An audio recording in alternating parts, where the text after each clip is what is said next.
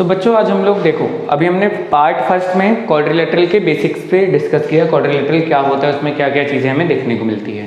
इस पार्ट में हम ये देखने वाले हैं टाइप्स ऑफ क्वाड्रिलेटरल कितने टाइप्स के होते हैं, ठीक है, और इनमें क्या क्या खासियत हमें देखने को मिलती है। देखो ये पार्ट बहुत इस चैप्टर का इंपॉर्टेंट पार्ट है, बिकॉज अगर आपको ये क्लियर होगा कौन कौन से टाइप के हमारे क्वाड्रिलेटरल होते हैं तो आपको क्वेश्चंस में बहुत ज़्यादा कोई डिफिकल्टीज फेस करने वाले नहीं हो आप, ठीक है। देखो हम यहाँ पे टोटल 7 टाइप्स के बारे में डिस्कस करने वाले हैं। Parallelogram, rectangle, square, rhombus, trapezium, isosceles trapezium, kite. अगर आपको इन कोई भी पार्ट में से 7 में से कोई भी ऐसा है जिसको अभी आपको समझ नहीं आता, जिसमें अभी आपको डाउट है, तो ये वीडियो लास्ट तक देखो आराम से, आपके सारे डाउट एक एक चीज़ें क्लियर हो जाएगी। सबसे पहले देखो इन सब में कुछ चीज़ें कॉमन होगी भाई। ये क्या है, क्वाड्रिलेटरल, तो इन सभी में 4 साइड्स हमें देखने को मिलेगी भाई, ऑब्वियस है। 4 वर्टिसेस हमें देखने को मिलेगी, मतलब जो हमने क्वाड्रिलेटरल पार्ट 1 में देखा था, ठीक है, जितनी भी चीज़ें कि हाँ इतने डायगोनल हो गए, ये चीज़ें होगी, ये सारी चीज़ें इसमें कॉमन दिखेगी। बस कुछ इनमें कुछ अपनी अपनी इनकी कुछ खूबी होगी जिसकी वजह से ये हमारे 7 टाइप्स के हमें देखने पड़ते हैं। सबसे पहले अगर हम बात करें पैरेललोग्राम, तो पैरेललोग्राम देखो, पैरेललोग्राम क्या है, एक ऐसा क्वाड्रिलेटरल सपोज करो ये हमने ABCD किया, ठीक है, और हम बोल रहे हैं कि एक पैरेललोग्राम है। आपने भाई लाइंस एंड एंगल में पैरेलल लाइंस के बारे में पढ़ा है। पैरेलल लाइंस और पैरेललोग्राम में एक चीज देखो, पैरेलल वर्ड इसमें भी आ रहा है, मतलब पैरेललोग्राम वो क्वाड्रिलेटरल होता है जिसमें जो अपोजिट साइड्स होती है, मैंने बताया था पिछले पार्ट में कि अपोजिट साइड कौन सी होगी, ठीक है, तो AB की अपोजिट साइड कौन सी होगी, DC, तो जो अपोजिट साइड होती है, और AD की अपोजिट साइड कौन सी होगी, BC। तो पैरेललोग्राम की क्या कंडीशन होती है कि जो अपोजिट साइड है भाई वो पैरेलल होगी, मतलब AD BC के पैरेलल होगा और AB DC के पैरेलल होगा, ठीक है। अगर किसी भी क्वाड्रिलेटरल में हमें ये कंडीशन देखने को मिल गई, हम सिंपल सा बोलेंगे कि जो हमारा क्वाड्रिलेटरल है वो पैरेललोग्राम है, मतलब a quadrilateral in which opposite sides are parallel is known as parallelogram. अब देखो, अब उसके बाद अगर हम आए सेकंड पार्ट रेक्टेंगल में, तो देखो रेक्टेंगल क्या होता है बेसिक सा। अब पहली बात तो ये समझ लो कि हमारा रेक्टेंगल, स्क्वायर, रोम्बस, ये सभी एक स्पेशल टाइप के पैरेललोग्राम है, मतलब तीनों ही पैरेललोग्राम की कैटेगरी के अंडर आते हैं। कहने का मतलब देखो रेक्टेंगल में भी हमारी अपोजिट साइड पैरेलल देखेगी, स्क्वायर में भी, रोम्बस में भी, तो ये वाली प्रॉपर्टी तो कॉमन होगी, बस कुछ कुछ एक्स्ट्रा प्रॉपर्टी वो हमें डिस्कस करना है। जैसे सबसे पहले अगर हम देखें रेक्टेंगल की, अच्छा एक और चीज ध्यान रखना, पैरेललोग्राम को जनरली हम इस सिंबल से डिनोट करते हैं। जैसे अगर हमें इसका नाम लिखना है तो हम क्या लिखेंगे, पैरेललोग्राम ABCD, तो ये पैरेलल लाइन और GM ग्राम को रिप्रेजेंट कर रहा है। अब अगर हम देखें रेक्टेंगल की, तो सपोज करो हमने एक ये फिगर लिया, ठीक है, इसका नाम हमने दे दिया EFGH। अब मैंने बोला कि रेक्टेंगल भी एक पैरेललोग्राम का ही एक टाइप है, ठीक है, लेकिन अब इसमें थोड़ा सा फर्क क्या है, इसमें फर्क ये है कि रेक्टेंगल में एटलीस्ट एक एंगल आपको कितने डिग्री का मिल जाएगा, 90 डिग्री का मिल जाएगा, मतलब एक ऐसा पैरेललोग्राम जिसका एक एंगल क्या हो, 90 डिग्री का हो, उसे ही हम रेक्टेंगल बोलते हैं। ये चीज समझ आई। यहाँ से एक और चीज समझ आ रही है, देखो कि हम बोल सकते हैं कि सारे रेक्टेंगल पैरेललोग्राम होते हैं, भाई अभी मैंने बताया, लेकिन क्या सारे पैरेललोग्राम रेक्टेंगल होते हैं, तो ये जरूरी नहीं है। क्यों भाई, वही पैरेललोग्राम हमारे रेक्टेंगल हो गए जिसमें हमें एंगल 90 डिग्री का मिलेगा, तो हो भी सकते और नहीं भी हो सकते। अब अगर हम देखें स्क्वायर की बात करें, तो स्क्वायर भी एक पैरेललोग्राम ही होता है, बस इसमें क्या होता है, पहली बात तो स्क्वायर में अगर हम देखें, ठीक है, ये देखो मैंने रेक्टेंगल बना दिया स्क्वायर के नाम पे, हाँ भाई चलो भाई स्क्वायर बना लेते हैं, ठीक है। तो अगर हम देखें स्क्वायर की बात करें, तो सपोज करो हमने इसका नाम दे दिया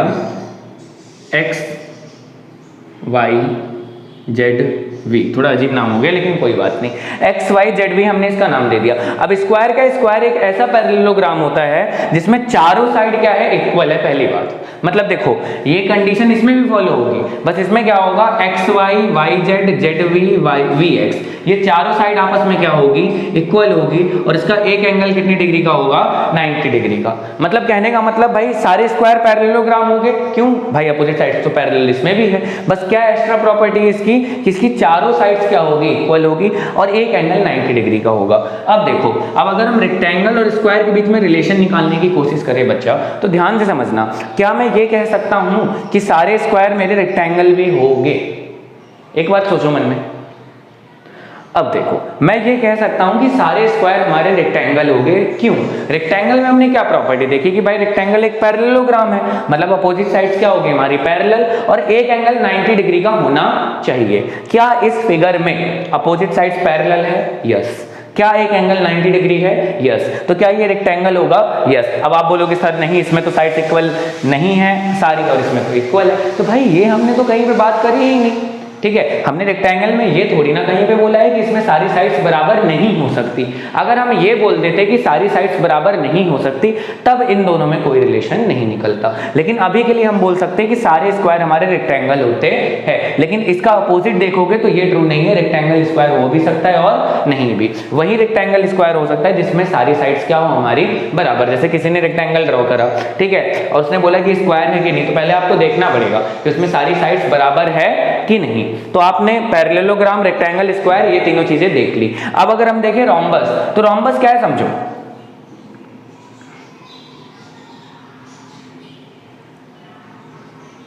ठीक है, ये हमारा क्या है? रेक्टेंगल, ठीक है।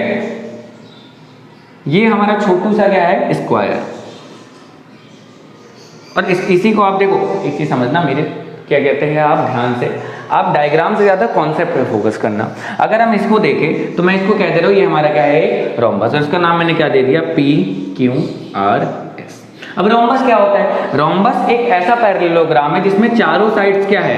इक्वल। बस इसमें एक कंडीशन है कि चारों साइड्स क्या है?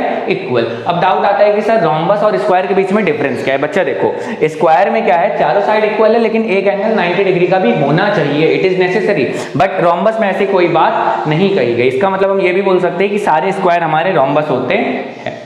क्यों? क्योंकि रोम्बस में तो बस चारों साइड्स इक्वल चाहिए और वो स्क्वायर में होती है, लेकिन इसका जस्ट अपोजिट ट्रू नहीं होगा। और अगर हम देखें तो रोम्बस सारे हमारे रेक्टेंगल होंगे? नहीं। क्यों नहीं होंगे? क्योंकि भाई रोम्बस में एंगल 90 डिग्री का नहीं होता। ये चारों चीजें क्लियर है, हमने पहली चारों चीजें देख ली। अब हम आते हैं नेक्स्ट इसके ट्रेपीजियम में, ठीक है। तो देखो ट्रेपीजियम क्या होता है। ट्रेपीजियम भी हमारा एक ऐसा क्वाड्रिलेटरल है जिसमें वन पेयर ऑफ साइड्स हमारी क्या होती है? पैरेलल होती है, और एक पेयर ऑफ साइड हमारी नॉन पैरेलल होती है। लेकिन ये नहीं है कि एक pair of side non parallel हो, ये जरूरी नहीं है। बस आपको इतना ध्यान रखना है कि एक ऐसा क्वाड्रिलेटरल जिसमें वन पेयर ऑफ साइड्स आपकी पैरेलल होगी, उसी को आप क्या बोलोगे? उसी को आप ट्रेपीजियम बोलोगे, ठीक है। तो ट्रेपीजियम बेसिकली क्या है? अगर हमने सपोज करो ये हमने एक क्वाड्रिलेटरल लिया, ठीक है, इसका नाम मैंने दे दिया। अब सारे नाम खत्म हो चुके तो वापस हम ABCD पे आ जाते हैं, ठीक है। तो ABCD, अब देखो ये क्या है? ये हमारा एक ट्रेपीजियम है। ट्रेपीजियम में खासियत क्या है? ये और ये साइड, मतलब AB और CD आपस में क्या है? पैरेलल। मतलब एक ऐसा क्वाड्रिलेटरल जिसमें वन पेयर ऑफ साइड्स हमारी अपोजिट जो है वो पैरेलल है, उसको हम ट्रेपीजियम बोलेंगे। अब बात आती है कि क्या ट्रेपीजियम और पैरेललोग्राम में कोई रिलेशन निकलेगा? तो देखो ट्रेपीजियम अगर हम देखें तो ये पैरेललोग्राम होगा, अभी ये वाला जो हमने बनाया नहीं। क्यों? क्योंकि इसमें देखो दिख रहा है हमें ये वाली साइड्स पैरेलल नहीं है। लेकिन पैरेललोग्राम को हम ट्रेपीजियम बोल सकते हैं, तो बोल सकते हैं। क्यों? हमने कहीं ट्रेपीजियम में ये नहीं बोला है कि इसकी जो एक पेयर ऑफ साइड होगी वो पैरेलल नहीं होनी चाहिए। हमने बस ये बोला है कि एक पेयर ऑफ साइड पैरेलल होनी चाहिए, और इसमें एक पेयर ऑफ साइड्स पैरेलल तो होती है, दो होती है। तो भाई ऐसा नहीं है ना कि आपके घर वालों ने बोला कि आपको 90 मार्क्स लाने हैं, आप 95 ले आए तो घर वाले भगा देंगे। उन्होंने मिनिमम रिक्वायरमेंट रखी है ना, तो यहाँ पे ये मिनिमम रिक्वायरमेंट है, ठीक है। लेकिन अब बात आती है आइसोसेलेस ट्रेपीजियम क्या है? तो सेम इसी ट्रेपीजियम में जो ये नॉन पैरेलल साइड है, अगर इन नॉन पैरेलल साइड की लेंथ जो है वो बराबर हो जाती है, AD और BC बराबर हो जाते हैं, तो इसी को हम क्या बोलेंगे? Isosceles trapezium. मतलब अगर किसी एक ट्रेपीजियम में, ठीक है, उसकी नॉन पैरेलल साइड्स की लेंथ क्या हो जाती है? बराबर, तो उसी को हम बोलेंगे आइसोसेलेस ट्रेपीजियम। उसके बाद बात आती है काइट की। तो देखो काइट भाई बहुत उड़ाई हमने बचपन में, ठीक है। अगर हम इसका नाम देखते EFGH, तो काइट क्या होती है? काइट एक ऐसा क्वाड्रिलेटरल होता है जिसमें एडजेसेंट साइड्स हमारी बराबर होती है, मतलब EF और EH और FG और GH, जिसमें एडजेसेंट पेयर ऑफ दो पेयर ऑफ एडजेसेंट साइड्स हमारी बराबर होगी, जिसमें वही हमारा क्या होगा? काइट होगा। तो यहाँ पे मैं होप करता हूँ कि आपको टाइप्स ऑफ क्वाड्रिलेटरल सारे क्लियर हो गए। अब एक छोटा सा थ्योरम है। थ्योरम हमारा क्या है? ठीक है, जो आपके क्वाड्रिलेटरल का शायद सबसे पहला थ्योरम है। थ्योरम ये है कि अगर हमारे पास कोई एक क्वाड्रिलेटरल है तो उस क्वाड्रिलेटरल में सारे एंगल्स का जो सम होता है बच्चा वो 360 डिग्री होता है, ठीक है। तो मैं थ्योरम एक बार बोल रहा हूँ, ठीक है। देखो एक चीज जान लो, आप कभी भी लेक्चर देख रहे हो तो ऐसे खाली मत बैठ जाया करो कि बस बैठ गए मोबाइल लेके, हमेशा कॉपी वगैरह लेके बैठा करो। ये आदत बना लो, ठीक है। अब नेक्स्ट टाइम से कभी भी लेक्चर देखो तो कॉपी लेके बैठा करो। मुझे पता है अभी आप लेके नहीं बैठे हो, ठीक है, तो अभी आप सोच रहे होगे कि हाँ बात तो सही है, ठीक है। तो अगर हम थ्योरम 1 को देखें, ठीक है, तो थ्योरम 1 हमारा ये कहता है कि in a quadrilateral sum of all angles is 360 degree. मतलब अगर हमने एक क्वाड्रिलेटरल लिया, सपोज करो ये हमने एक क्वाड्रिलेटरल लिया, इसका नाम दे दिया ABCD, तो हमें ये प्रूव करना है कि इसका इसका इसका और इसका जो सम होगा वो 360 डिग्री होगा। अब देखो हम ट्रायंगल में पढ़ चुके हैं कि किसी भी ट्रायंगल में जो ट्रायंगल के तीनों एंगल का सम होता है वो 180 डिग्री होता है। अगर मैं क्या करूं, यहाँ पे B और D को ज्वाइन कर दूं, तो देखो ये जो क्वाड्रिलेटरल है वो दो ट्रायंगल में डिवाइड हो गया। आप चाहते तो A और C को भी ज्वाइन कर सकते थे, ठीक है। अब ये दो ट्रायंगल में डिवाइड हो गया, तो ये B भी दो एंगल में डिवाइड हो गया। सपोज करो मैंने इसको 1 मान लिया, इसको 2, इसको 3, इसको 4। अब आपको पता है, और इसको मान लो 5 मान लिया, इसको मान लिया 6। अब आपको ये पता है कि अगर मैं ट्रायंगल ABD में देखूं, ABD इधर वाला ट्रायंगल, तो इसमें angle 5 plus angle 1 plus angle 3 equal 180 degree होगा भाई, यस और नो। और अगर मैं DCB में देखूं तो इसमें angle 4 plus angle 6 plus angle 2, ये भी 180 डिग्री होगा।